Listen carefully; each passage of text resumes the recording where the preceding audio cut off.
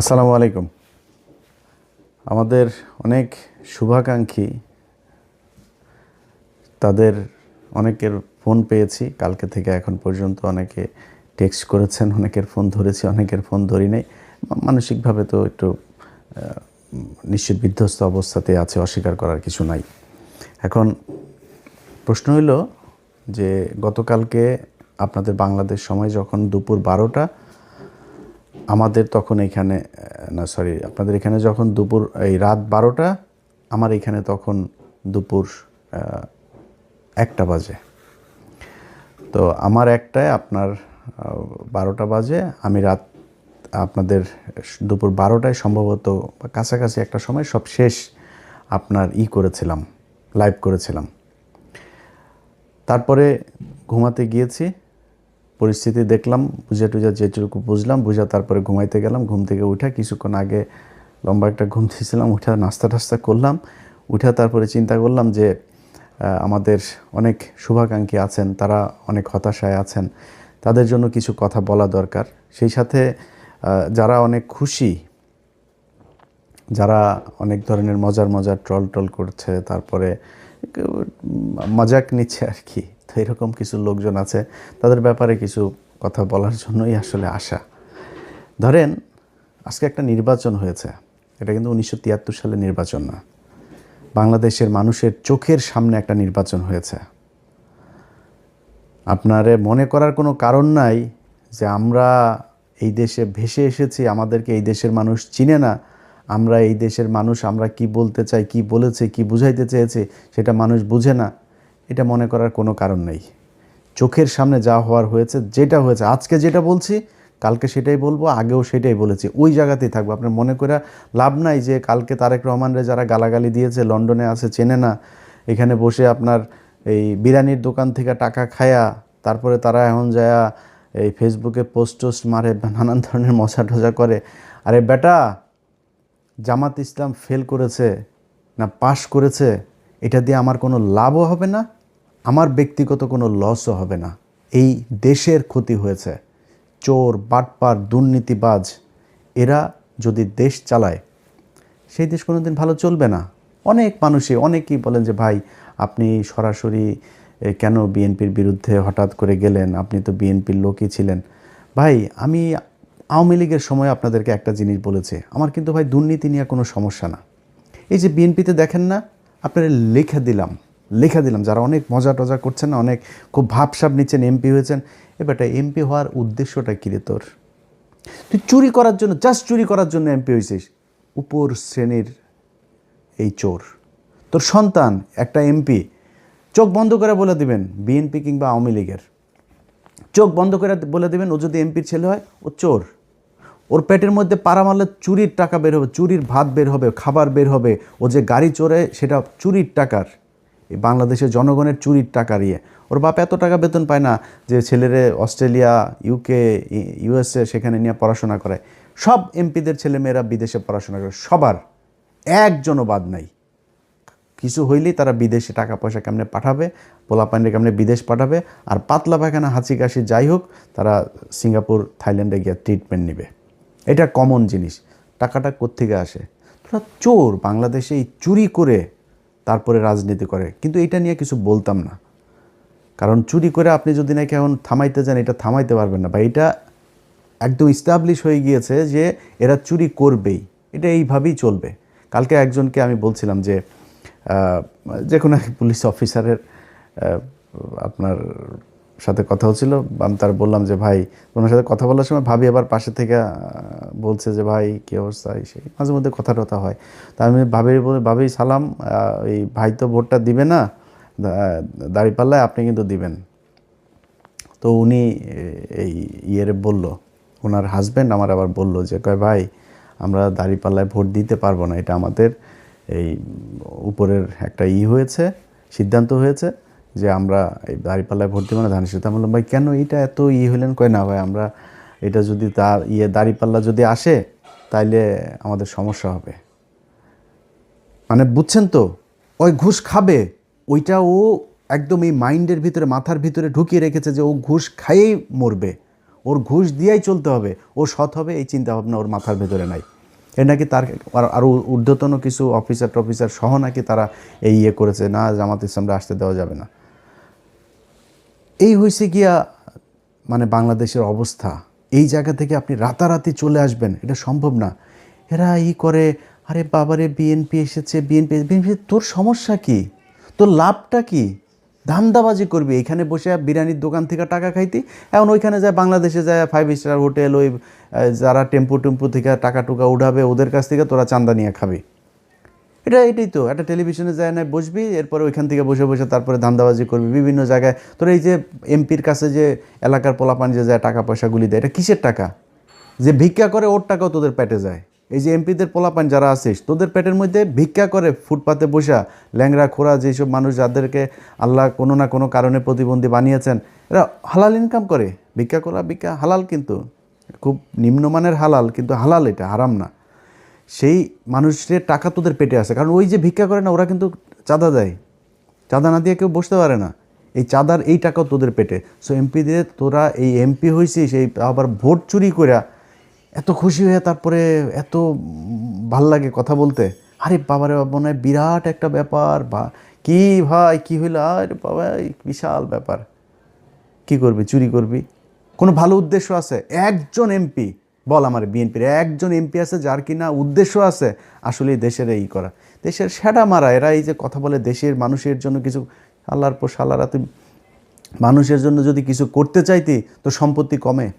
কোনো এমপির সম্পত্তি কমে জীবনে কোনো দিন? ওই এমপি হইলে ওর যদি 5 কোটির মালিক হয়, পরের বছর এই হলফনামার মধ্যে যাই করে। এই হইল গিয়ে অবস্থায় এই হলফনামাটা নিয়েও এই ইউনূসের সরকার এই শয়তানি করেছে। আওয়ামী লীগের সময় হলফনামাগুলো অনলাইনে দেখা যাইত। কয়েকদিন আগে এই নির্বাচন কমিশন আসার পরে হলফনামাগুলো সব বন্ধ করে দিয়েছে। বন্ধ করেছে কেন জানেন? 2018 সালে এইবারের অনেক বিএনপির প্রার্থীদের হলফনামা ওইখানে ছিল। ওই সম্পত্তির হিসাব এই 1.5 বছরে তো মিলবে না। এই 1.5 বছরে তো এক একজন আঙুল ফুলে কলা গাছ হয়েছে, এগুলো তো মিলবে না। তো না মিললে কি হবে? না মিললে তাইলে দেখে ফেলবে, বুঝে ফেলবে, ইচ্ছা করে খুব উদ্দেশ্য প্রণোদিতভাবে সেই ইয়েটা ওইখান থেকে সরানো হয়েছে, হলফনামাটা। রেজাল্টটার আমি যখন কিনা 12টা পর্যন্ত আপনাদের করলাম, ঘুমাইলাম, তখন পর্যন্ত আপনাদেরকে আমি সব শেষ ইয়েতে লাইভে বলেছিলাম যে প্রথমে চারিদিক থেকে দাঁড়িপাল্লা রেজাল্ট আসা শুরু করেছে। আমার 2-1 ফোন করেছে মানে মজা করার জন্য, ভাই টিকিট করেন, দেশে আসতে হবে, এই সেই। আমি বললাম ভাই দেখেন এখনও বহুত খেলা বাকি আছে এখানে, এত ইজি না জিনিসটা। এখনও ন্যাশনাল ইন্টারন্যাশনাল ডিপ স্টেট, তারপরে হইল গিয়া উত্তর পাড়াটারা যা আছে সব মিলে তারপরে বহুত হিসাব আছে। তখন নির্বাচন কমিশনের যে অ্যাপসটা আছে সেখানে দেখাইলো সব শেষ। ওরা দেখিয়েছে দাঁড়িপাল্লা 17 আর ধানের শীষ 12। প্রথমে কিন্তু 5টা না 6টা সব দাঁড়িপাল্লা। এরপরে সব শেষ এসে দাঁড়াইলো হইলো আপনার দাঁড়িপাল্লা হইলো এই 17 আর ওরা 12। হঠাৎ করে অ্যাপসটা বন্ধ হয়ে গেল, ওইখানে আর কোনো কিছু দেখায় না, কিচ্ছু দেখা যায় না। আমি আপনাদেরকে এখনও দেখাই, সেখানে আপনারা যদি যান, আপনারা নিশ্চয়ই অনেকেই এখানে এই অ্যাপসটার ব্যাপারে আপনাদের জানা আছে। এই যে দেখেন রেজাল্ট শেষ হয়ে গিয়েছে, প্রধানমন্ত্রী বসা যাবে কিছুক্ষণের মধ্যে। সেই দেশে এখন পর্যন্ত নির্বাচন কমিশনের এই চোরের বাচ্চাদের সাথে আমার সমস্যাটা কেন হয়েছে সেটা এই দেশের মানুষ হারে হারে টের পাবে। এই চোরের বাচ্চারা আসার পর থেকে শুরু থেকে এরা জাউরামি শুরু করেছে। ইন্টারন্যাশনাল জাউরা একটারে নিয়ে বসাইছে ওইখানে, ন্যাশনাল জাউরাদের পাশাপাশি ইন্টারন্যাশনাল জাউরাও সেখানে বসেছে। সেই জাউরারা বসে তারপরে কি করলো, যারা ওদেরকে বসাইলো ওদের নাম দিল মব নাম দিয়া তারপরে করলো কি, ওদের দায় মুক্তি দিল। শুয়োরের বাচ্চা দায় মুক্তি, শেখ হাসিনারে খেদাইছে, এটার দায় মুক্তি। এটা কি অপরাধ করছে যে ওর দায় মুক্তি দিব? হিটলারের দেশে দায় মুক্তি দেওয়া হয়েছিল, মুসলিনের দেশে দায় মুক্তি দেওয়া হয়েছিল, কয়েকদিন আগে সিরিয়াতে হয়েছে, দায় মুক্তি দেওয়া হয়েছে। জীবনে কোনোদিন কোনো বিপ্লবে দায় মুক্তি দেওয়া হয়? দায় মুক্তি দিলে কি হয় এটা বাংলাদেশেই উদাহরণ আছে। জিয়াউর রহমান ইনডেমনিটি দিয়ে গিয়েছিলেন এই আপনার ইন্ডেমনিটিটা যদিও মুস্তাকের সময় দেওয়া হয়েছিল, সে এক্সটেন্ড করেছিল, সে ওইটারে উইথড্র করে নাই, কিন্তু ইন্ডেমনিটি দেওয়া হয়েছিল যে 15ই আগস্টে এটা নিয়ে কোনো বিচার করা যাবে নাই, সেই বিচার হয় নাই। আজকে যে দায় মুক্তি দেওয়া হয়েছে, এই দায় মুক্তি দিয়ে ইউনূস প্রমাণ করে গিয়েছে যে এরা অপরাধ করেছে, এই অপরাধের বিচার করা যাবে না। আমি অপরাধ করি না, আপনি দায় মুক্তি দিবেন কেন? যেদিন দায় মুক্তির কথা বলা হয়েছে, দায় মুক্তি অধ্যাদেশ যেদিন জারি করা হয়েছে, সেদিন এই যে যারা আছে আজকে বিপ্লবী, যারা জুলাই আন্দোলনের নেতৃত্ব দিয়েছিল, এদের ফাঁসির দড়ি রেডি করে গিয়েছে সেদিন থেকে। এরা এসে এখন সুশীল সাজে। একদম শুরুতেই মাহমুদুর রহমান যখন দেশে গেল, মাহমুদুর রহমান দেশে যাবে, তারা মাহমুদুর রহমানের 3-4 দিন দেশে জেলে থাকতে হইল। ওনারা আইন মেনে, তারপরে তুই কোন আইন দিয়ে রে উপদেষ্টা হয়েছিলি আমারে বলতো, কোন আইন তোরে শেখ হাসিনারে দেশ থেকে বার করাইলি? শেখ হাসিনার সংবিধানে কোনো অসাংবিধানিক, কোনো অনির্বাচিত সরকারের কোনো অস্তিত্ব আছে? সেই সংবিধানের উপরে বসে তোরা চুপ করে রেখে দিছিস। তোরা আসিস এদের বিরুদ্ধে দায় মুক্তি অধ্যাদেশ দেশ। এই দায় মুক্তি দিয়া আমি আজকে আমার মানে আল্লাহ কতদিন বাঁচিয়ে রাখবে সেটা জানি না, সারা জীবন তো বেঁচে থাকবো না। আমার মৃত্যুর আগে হোক আর পরে হোক, আপনাদের একটা জিনিস বলে গেলাম, এই দায় মুক্তি দিয়া যারা এই হাসনাত, সার্জিস, নাহিদ, আসিফ, মাহফুজ, যারা যারা আছে না, এদের ফাঁসি একদিন এই দেশে হবে, হইতে পারে যদি এই দেশে আবার আওয়ামী লীগ ব্যাক করে। আর আওয়ামী লীগ যে ব্যাক করবে সেটা মোটামুটি গ্যারান্টি হয়ে গিয়েছে। আওয়ামী লীগ আপনি রাজনীতি এই দেশে করতে দিবেন, রাজনীতি করতে দেওয়ার পরে মনে করেন 10-15 বছর পরে আওয়ামী লীগ আসলো, আপনাদের এই বিচার করবে না? বিচার তো করার জন্য আপনি সুযোগ দিয়েছেন, আপনি বলেছেন আপনি অপরাধ করেছেন, সেটার দায় মুক্তি দেওয়া হয়েছে, দায় মুক্তি অধ্যাদেশটা বাতিল করে দিল। কি করবেন?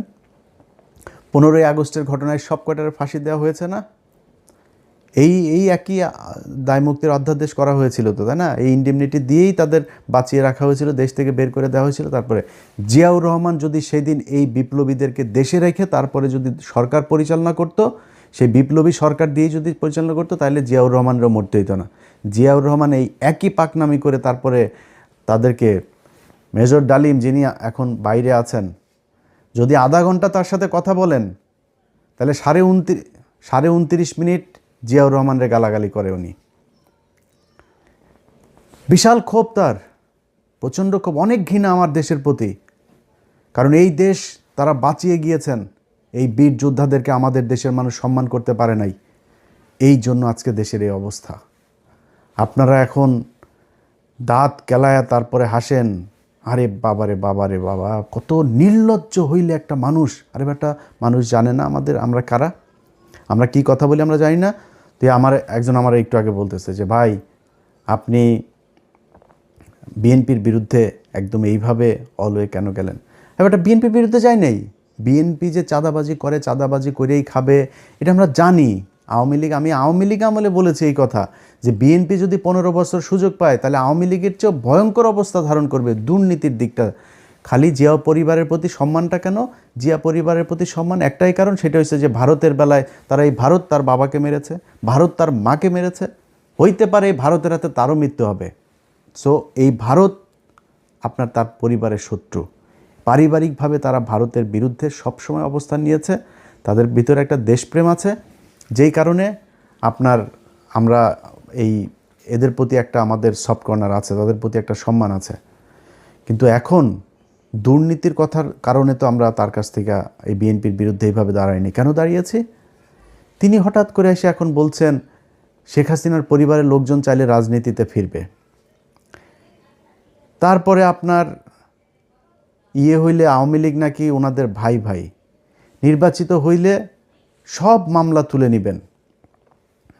আওয়ামী লীগের লোকজনের প্রতি কোনো ক্ষোভ নাই তাদের, কোনো কিছুই হবে না। তো সেটা যদি হয়, এখন হয়েছে, এখন সেটা হয়তো হবে। তো তাহলে তো এটা আমাদের সমস্যা। আমরা তো এই আওয়ামী লীগ আর ইন্ডিয়ার জন্যই তো আমরা এত কিছু করেছি। আমি যে আমার নিজের পরিবারের এই যে এতটা বছর নষ্ট করলাম, কেন? আওয়ামী লীগ আর ভারতের কারণে। আপনি সেই আওয়ামী লীগ তো মানে এটা সেপারেট কিছু না, Awami League itself India. So আপনি আওয়ামী লীগকে আনবেন আর ইন্ডিয়া আসবে না, বিষয়টা তো এরকম না। যেই কারণে আপনাদের পক্ষে থাকার কোনো সুযোগ ছিল না, এবং আজকে নাই, এখান থেকে ফিরে না আসলে সামনেও থাকবো না। আপনার মনে করার কোনো কারণ নাই যে ওই বিরানি আলমদের মতন আপনার 5 বছর আগে বলবো যে তারেক রহমান লন্ডনে কে যেন ওই যে ভাবসাব নিয়ে কথা বলছে না আপনার ওরা, এখন তারেক রহমানের পা চাটে। এটা ইলিয়াসরে দেওয়া হবে না, এটা আপনারে দেওয়া হবে। এই ইলিয়াসের পেটের মধ্যে হারাম ঢুকানো বহুত কঠিন জিনিস, সো ওইটা আপনাদের দেওয়া হবে। আপনারা হাসি খুশি তারপরে এখন খুব মজায় থাকবেন, মজা। এটা আপনারা জন্ম নিয়েছেন অসৎ পয়সা, হারাম টাকা, মানুষের কুকুরের মতো লাথি উষ্টা খায় তারপরে তার পায়ে চাপা ধরে বসে থাকার জন্য। আমাদের এই জন্য জন্ম হয় না। আল্লাহ যেন ওই রাস্তায় জীবনে কোনো দিন না নেয়। জীবনের সবচাইতে খুব খারাপ পরিস্থিতির ভেতরে দাঁড়ায়ও নিজের আদর্শ যেটা ওইটা ধরে রাখবো। এইটা সারা জীবন করব, আজকে করছি পরেও করব। জামাত ইসলাম আজকে হেরে গিয়েছে না, হারানো হয়েছে তাদেরকে। এই জামাত ইসলামের খুব খারাপ ভয়ঙ্কর পরিস্থিতিতেও ছিলাম, সামনেও থাকবো যতক্ষণ পর্যন্ত দেখব যে না এই লোকগুলি সৎ। আমার যদি আপনি এখন ইন্ডিয়ার বিষয়টা না আনতেন, আমি বিএনপির সাথে জামাতের বিষয়টা এইভাবে করতাম না। কিন্তু যেহেতু আমি নিজের চোখে দেখছি এই দেশের, এই ভারতের হাতে আমার শত্রু, ভাই পৃথিবীতে আমার কোনো শত্রু নাই। আমার শত্রু একটাই, সেটা হচ্ছে ভারত। এই ভারতের বিরুদ্ধে যারা, ভারত যাদেরকে অপছন্দ করে, আমি তাদের দলে। সো তারা স্পষ্ট অবস্থান নিয়েছে। তারা সরাসরি বলেছে যে খালেদা পুত্র ভারতের সাথে সমঝোতা করে দেশে ঢুকেছে। তাদের পত্রিকা নিউজ করেছে। এই কয়েকদিন আগে তাদের এক মিলিটারি অফিসার, খুব ঊর্ধ্বতন অফিসার, রিটায়ার্ড, সে বলেছে যে যেদিন বলেছে যে দিল্লি না ঢাকা, ঢাকা ঢাকা, দিল্লি না পিন্ডি, ঢাকা ঢাকা ঢাকা, এই ঢাকা না পিন্ডি, ঢাকা ঢাকা, এটা যেদিন বলেছে সেই দিনই বিএনপি শেষ হয়ে গিয়েছে। সেদিনই বিএনপি ভারতের পক্ষে চলে এসেছে। মিলিটারি অফিসার বলেছে এই কথা। তো এর মানে হলো কি যে আপনার ভারতের সাথেও তাহলে নিশ্চয়ই কিছু একটা হয়েছে, আমরা তো সেটা এখনও জানি না সেই ঘটনা কি হইলো আসলেই কি। তো এই জিনিসগুলি আমরা দেখলাম সেই শুরু থেকে এখন পর্যন্ত। তো দেখে একটা নির্বাচন হইল, এবং সেই নির্বাচনের মধ্যে যদি নাকি মিনিমাম আপনাদের লজ্জাবোধ থাকতো বা সততাবোধ থাকতো, তাহলে নির্বাচন শুরু হওয়ার আগের থেকে 2 মাস ধরে যখন এই যে মানুষগুলোকে আপনার করা হচ্ছে, হুমকি দেওয়া হচ্ছে, ঘর থেকে বের হইতে পারবি না, ঘর থেকে বের হইলেই কিন্তু পা ভেঙে দেওয়া হবে, ভোট কেন্দ্রে ধানের শীষের লোক ছাড়া কাউকে যেতে দেওয়া হবে না, এই এই এই হুমকিগুলো দিয়েছে না। এই হুমকি দেওয়ার পরে বিএনপি থেকে কোনো ব্যবস্থা নেওয়া হয়েছে? তারেক রহমান দেশে যাওয়ার পরেও কোনো ব্যবস্থা নেওয়া হয়েছে? কিছুই করা হয় নাই। তাহলে ঘটনাটা কি দাঁড়াইলো? ঘটনা দাঁড়াইল আপনারা এরকম একটা নির্বাচন করেই ক্ষমতায় আসতে চেয়েছেন। সো এত ভাব মারার কিছু নাই তো। চুরি করে এসেছেন ক্ষমতায়, চুরি করে ক্ষমতায় দেখেন থাকেন। আল্লাহ যা করে ভালোর জন্য করে। যদি নাকি মনে করেন যে এই সামনের দেশ চালানোটা এত সহজ হবে, এত সুন্দর এক দেশ আপনাদের জন্য রেখে গেল এই বালের সরকার একটা, এটা মনে করার কোনো কারণ নেই। প্রতিটা পদে পদে টের পাবেন। আপনার যেই ভালোবাসার সাংবাদিকরা আপনাদের এখন আছে, সেই সাংবাদিকরাই বুঝাই দিবে, এরাই বুঝাই দিবে আপনাদেরকে কি জিনিস তারা। তারা সেই হাসিনার পাচাটা কুকুরগুলো এখনও ওইখানে বসে আছে। তারা এখন আপনাদের খুব বিপদে পড়ে তারপরে পাটা চাটছে। কদিন পরে পা দুইটা ধাপ করে সরাই দেওয়ার পরে বিচিতে ধরে টান দিবে, বলে গেলাম এটা। তো এই হচ্ছে নির্বাচনের সার্বিক অবস্থা। আপনাদের যদি আমি চ্যানেল 24-এর ইয়েটা দেখাই, আপনারা দেখেছেন গণমাধ্যমের আজকের ভূমিকা। তারা প্রথম অবস্থায়, আমি সব শেষ ইয়েটা যখন করলাম, লাইভটা যখন করলাম, ধরেন তখন বাজে কয়টা, বাংলাদেশ সময় দুপুর 12টা বাজে। ওই সময়টাতে দেখেন তারা কি করলো, নিউজ করছে শুধু বিএনপির, শুধু বিএনপির। আরে আমার তো মানে মূল ছিল যে খবরটা জানা, যে চুয়াডাঙ্গার অবস্থাটা কি, যে চুয়াডাঙ্গায় কতজন এই শরীফের বিরুদ্ধে যে দাঁড়িয়েছে মাসুদ পারভেজ রাসেল, তার কী অবস্থা। ওনার আবার ওইখানে আমার কিছু সম্পৃক্ততা আছে, যেই কারণে আমার এটা নিয়ে খুব আগ্রহ ছিল। রাত 12টার ভেতরে উনি রেজাল্ট পেয়েছেন। মানে এই রেজাল্ট পাওয়ার পরে সেই মাসুদ পারভেজ রাসেলের নিউজ হয়েছে হলো চ্যানেল 24-এ এখন থেকে 2 ঘন্টা আগে। তারপরে ওইখানে ছাড়াও গত 3 ঘন্টার মধ্যে আপনি যদি নাকি রেজাল্টগুলো দেখেন এখন বেশিরভাগ জামাত যাচ্ছে। দেখেন রাজশাহী 4 আসনে আব্দুল বারী সরকার, তিনি 1,15,000 পেয়ে বিজয়ী হয়েছেন। তারপরে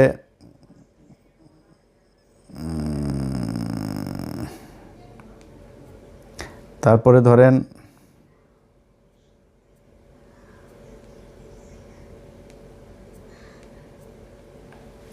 আচ্ছা, অ্যাডভোকেট রুহুল আমিন চুয়াডাঙ্গা 2 আসন থেকে বিজয়ী হয়েছেন। তারপরে হইল গিয়া রাজশাহী 1 আসনে বিজয়ী হয়েছেন মোহাম্মদ মুজিবুর রহমান, 1,71,000 ভোট পেয়েছেন। মোহাম্মদ আফজাল হোসেন কুষ্টিয়া 4 আসনে পেয়েছেন, 2 ঘন্টা আগের নিউজ। কুষ্টিয়া 3 আসনের বিজয়ী হয়েছেন মুফতি আমির হামজা। তারপরে ঢাকাতে দেখেন, ঢাকাতে এই খবর তারা বহু আগে পাইতো, ঢাকার রেজাল্ট বেরোতে কেন এত সময় লাগবে। আতাউর রহমান বাচ্চু নড়াইল 2 আসনে পেয়েছেন দাঁড়িপাল্লা। তারপরে আপনার নামগুলো মনে রাখেন। তারপরে দাঁড়িপাল্লার অধ্যক্ষ আব্দুল হালিম বাগেরহাট 4 আসনে পেয়েছেন।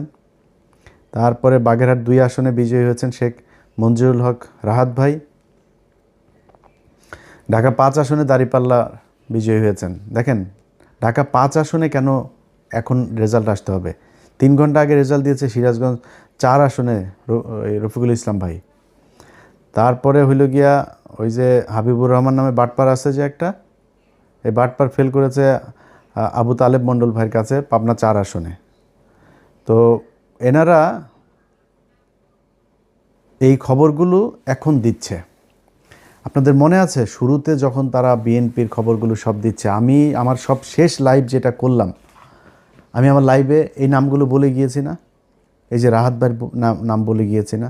এই যে চুয়াডাঙ্গা 2টা আসন, এই যে মুফতি আমির হামজা সহ কুষ্টিয়া 3টা আসনের কথা, বাগেরহাট আসনের কথা, এগুলো বলে গিয়েছি না? সেই রেজাল্ট এখন আসছে। কেন আসছে? এখন কেন আসছে? এখন ওনাদের যেই মানে লিমিট যেটা ছিল সেই লিমিট পূরণ হয়ে গিয়েছে। টার্গেট পূরণ হয়ে যাওয়ার পরে এখন গড়পড়তা এখন যা এখন যে যেমনি লবিং টবিং করে যার মতো করে পারছে সে সেটা নিচ্ছে। তো এখন আবার একদম না দিয়ে তো আর পারা যায় না। যে জায়গায় পারেই না, ওই পোলিং এজেন্ট যারা ছিল তারা কোনোভাবেই নাসুর বান্দা হয়ে তারপরে দেখছে যে এটা ঝামেলা করা যাবে না, ওই জায়গাগুলোতে এখন আসন দিয়ে, আর এখন তো আসন এই কটা আসন তো দিতে হবেই, 2/3 হয়ে গিয়েছে, আর কি দরকার। এইভাবে নির্বাচনটাতে করা হয়েছে। তো এরপরে এখন সারা দেশের মানুষের ধরেন একটা ক্ষোভের জায়গা আছে। যেমন আমি নিজে ঢাকা শহরের অনেক জায়গায় অনেক অনিয়ম, সারাদিন বহু অনিয়ম হয়েছে, অনেক জায়গায় এজেন্টকে থাকতে দেওয়া হয় নাই, অনেক জেলাতে পুরো মানে সব কেন্দ্র দখল করে তারা করেছে। কোনো টেলিভিশন পত্রিকা সেগুলো নিউজ করেনি, কিন্তু জামাত ইসলামও দলগতভাবে সেটার কোনো প্রতিবাদ সেরকম শক্তভাবে করে নাই এবং সেটাকে পাত্তাও দেয়নি। তো আমি মনে করেছি হয়তো জামাত ইসলাম যেহেতু তাদের তো নিশ্চয়ই লোকজন আছে, তারা নিশ্চয়ই ওই হিসাব রাখছে যে কোথায় কি হচ্ছে, যতটুকু সহনশীলভাবে তারা সেটা করছে। কিন্তু না, পরে দেখা গেল সেই ইয়েগুলোতে, যেমন আপনার ভোলাতে যে অধ্যক্ষ আপনার নজরুল ইসলাম, দেখেন তাকে মানে একদম জোর করে হারানো হয়েছে, তারপর অনেক ভোট পেয়েছে খুব কাছাকাছি ব্যবধানে। আপনার এই যে ভোলার আরেক আসনে ওই যে হাফিজ গিয়াসউদ্দিন আল মামুন, হাওয়া ভবন মামুনের যেই ভাই হাফিজ ইব্রাহিম, খুব কাছাকাছি ব্যবধানে সে জয়ী হয়েছে। কত মানুষ ভোট দিয়েছে ওইখানে। ত্রাসের রাজত্ব, মানুষকে ঘর থেকে বেরোতে দেয়নি। সকালবেলা গিয়ে আগের দিন রাতে গিয়ে বলে এসেছে যে পাড়ায় যে মানুষগুলি দাঁড়িপাল্লায় ভোট দিবে তারে ভোট দিবে না এরকম জানে, সবাই বাড়িতে গিয়ে হুমকি দিয়ে আসা হয়েছে। আমার যে ফেসবুকে আপনারা এই ভিডিও দেখছেন, এই ফেসবুক পেজের মধ্যেই দেখবেন কত শত ভিডিও আমি আপলোড দিয়েছি। এগুলো কি কোনো অনিয়ম না? কিন্তু জামাত ইসলাম আমি জানি না ওনারা এটার কোনো প্রতিবাদ করে নাই। এখন এই মুহূর্তে আমি আপনাদেরকে পাবলিক পারসেপশন শোনাই। মানুষ যারা আপনাদেরকে ভোট দিয়েছে, ভাই আপনারা এখন মাপ করে দিচ্ছেন, আপনারা এখন এটার নিয়ে কিছুই বলবেন না, কিছুই আপনাদের কোনো ক্ষোভ নাই, যা পেয়েছেন আলহামদুলিল্লাহ, এটা যদি বলেন। হ্যাঁ, আমি জামাতের যে বক্তব্য, সেই বক্তব্য হয়েছে যে ওনারা বলছেন যে ইলিয়াস আমরা কোনো ঝামেলায় যেতে চাচ্ছি না, আমরা যদি ঝামেলায় যাই তাহলে তৃতীয় পক্ষ এটার সুবিধা নেবে। ভাই তৃতীয় পক্ষের সুবিধা নেবে কোনো সমস্যা নাই, তাহলে আপনি সব মেনে নেবেন নাকি? আপনাকে তো প্রতিবাদটা করতে হবে, আপনাকে তো জানাইতে হবে যে আমরা ভোটটা এই কারণে আমরা মেনে নিচ্ছি, কিন্তু মেনে নিলেও আপনারা এই অন্যায়গুলো করেছেন, এটা ভবিষ্যতে আমরা মানব না, কিংবা এটার কি চাই, একটু কথা তো বলতে হবে জামাতরাই। কিন্তু জামাত সেটা বলে না, এটা জামাতের ব্যাপার, জামাত কি করবে।